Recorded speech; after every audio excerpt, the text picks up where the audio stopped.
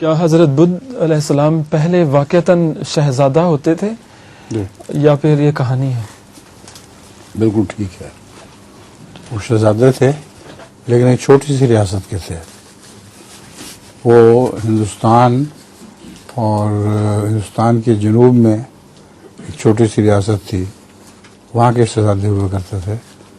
اور آپ کو خدا تعالیٰ کی طرف توجہ پیدا ہوئی اور گیان ہوا تو آپ جنگل میں چلے گئے سب کو چھوڑ کے.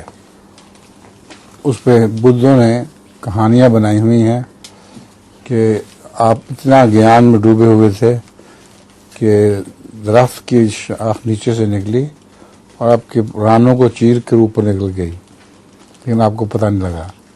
یہ سب فضول قصے ہیں، مگر اس میں کوئی شک نہیں کہ آپ لمبے عرصے تک اللہ کے گیان میں ایک درخت کے نیچے بیٹھے ہوئے رہے ہیں، اور پھر جب اللہ تعالیٰ نے وہی نازل فرمائی پھر دنیا کی طرف نکلے ہیں آپ.